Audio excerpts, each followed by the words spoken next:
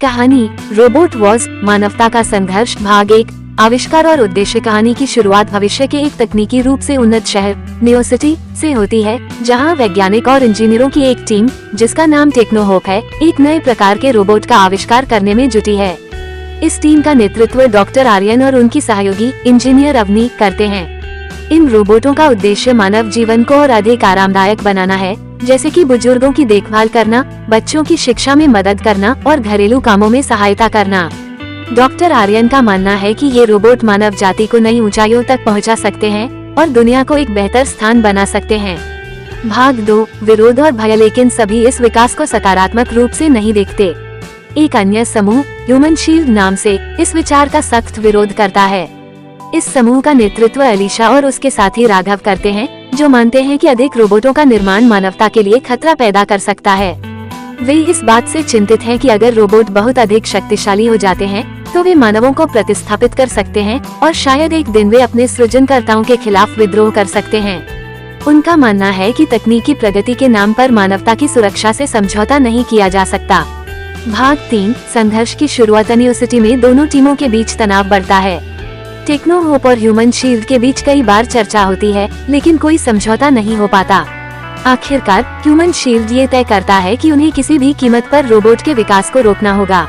अलीशा और राघव के नेतृत्व में वे रोबोट निर्माण सुविधाओं पर हमला करने की योजना बनाते हैं। दूसरी ओर डॉक्टर आर्यन और अवनी को भी इस खतरे का एहसास होता है और वे अपने रोबोटों की सुरक्षा के लिए एक विशेष सुरक्षा प्रणाली विकसित करते हैं। भाग 4। परिणाम और भविष्य। आखिरी मुकाबला दोनों टीमों के बीच होता है, जहां टेक्नो होप अपने रोबोटों को ह्यूमन शील्ड से बचाने की कोशिश करता है। दोनों पक्षों के बीच एक बड़ा संघर्ष होता है, लेकिन अंततः डॉक्टर आर्यन और अलीशा को एक समझौते पर आना पड़ता है। वे तय करते हैं कि रोबोटों का विकास जारी रहेगा, लेकिन उनके उपयोग और सुरक्षा के लिए सख्त नियम बनाए जाएंगे ताकि मानवता पर कोई खतरा न हो। फिल्म का अंत एक नए युग की शुरुआत के संकेत के साथ होता है, जहां रोबोट और मानवता एक साथ मिलकर काम करते हैं, लेकिन हमेशा एक संतुलन बनाए रखते हैं ताकि तकनीक मानवता के लिए वरदान बन सके, न कि अभिशाप। भाग 5। रोबोट की आत्मा। समझौते के बाद टेक्नो होप और ह्यूमन शील्ड दोनों ही अपनी अपनी योजनाओं पर काम करते रहते हैं। डॉक्टर आर्यन और अवनी अब एक ऐसा प्रोजेक्ट शुरू करते हैं जिसे रोबोट की आत्मा कहा जाता है। इस प्रोजेक्ट का उद्देश्य रोबोटों को केवल तकनीकी मशीन नहीं, बल्कि संवेदनशील और नैतिक निर्णय लेने वाले जीव के रूप में विकसित करना है। ये रोबोट केवल आदेशों का पालन नहीं करेंगे, बल्कि उनमें एक नैतिक कोड भी होगा, जिससे वे मानवता की भलाई और सुरक्षा के लिए काम करेंगे। अलीशा और राघव, ह्यूमन शील्ड के नेता, इस नई दिशा को देखकर उत्सुक हैं, लेकिन अभी भी सतर्क हैं। वे इस प्रोजेक्ट की बारीकी से निगरानी करते हैं, क्योंकि उन्हें डर है कि अगर यह प्रयोग गलत दिशा में गया तो इसका परिणाम विनाशकारी हो सकता है। भाग 6। अविश्वास की दरारें। हालांकि समझौता हो चुका है, लेकिन दोनों टीमों के बीच अविश्वास की दरारें बनी रहती हैं। ह्यूमन शील्ड के कुछ सदस्य, जैसे राघव, अभी भी इस बात से संतुष्ट नहीं हैं कि रोबोटों का विकास मानवता के लिए सही दिशा में जा रहा है।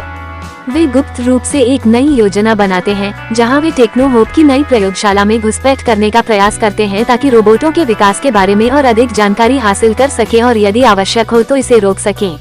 दूसरी ओर डॉक्टर आर्यन को भी ह्यूमन शील्ड की गतिविधियों पर संदेह होने लगता है।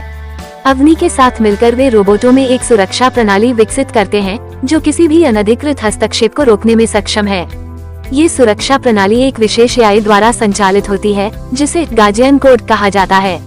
भाग 7। असली दुश्मन का उद्देश्य। जब ह्यूमन शील्ड के सदस्य टेक्नो होप की प्रयोगशाला में घुसपैठ करने की कोशिश करते हैं, तो उन्हें एक अज्ञात शक्ति का सामना करना पड़ता है। यह कोई मानव या रोबोट नहीं, बल्कि एक साइबर वायरस है, जिसे किसी तीसरे पक्ष ने विकसित किया है।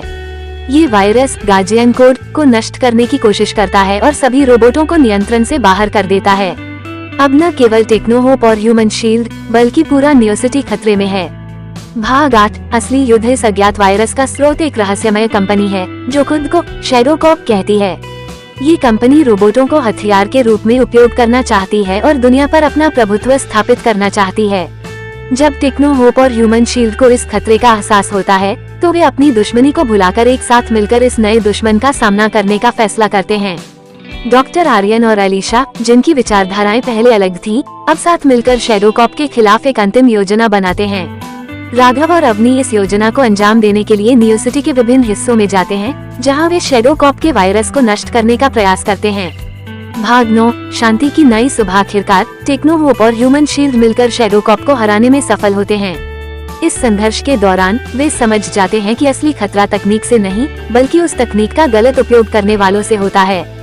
फिल्म का समापन नियो सिटी के लोगों द्वारा टेक्नो होप और ह्यूमन शील्ड के सदस्यों के साथ एक नए युग की शुरुआत के साथ होता है।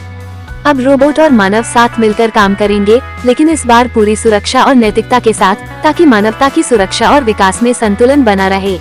अंतिम संदेश, टेक्नोलॉजी और मानवता का सही संतुलन ही भविष्य को सुरक्षित और बेहतर बना सकता है।